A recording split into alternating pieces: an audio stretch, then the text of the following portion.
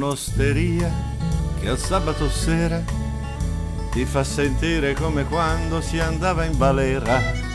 Piero il barista è gentile, ti accoglie, ma la sirena è quello schianto di sua moglie. Quando si entra non vi sembrerà vero, discorsi seri ed ebalù tra noi e col Piero, verbi al futuro, le nostre promesse, verbi al passato, le nostre certezze.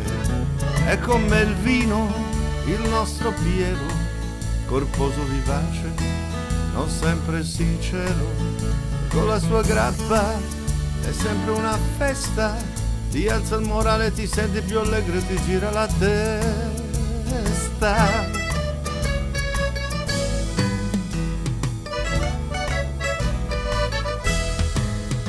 E poi si parla di donne e motori, con pane e salame la moglie del Piero ci scalda i cuori.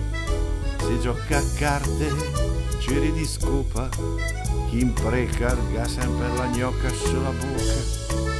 Siamo un po' ciucchi e si urla un po' troppo, è un mito di porconi e vada via che vanno al galoppo.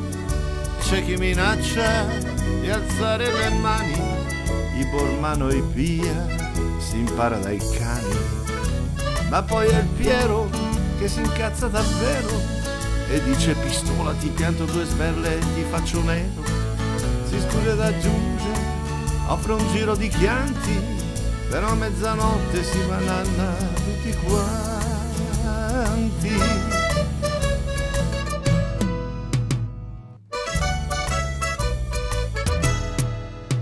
E poi nella piazza dove c'è l'osteria, pisciata ai peti, altruna altruna in sana allegria.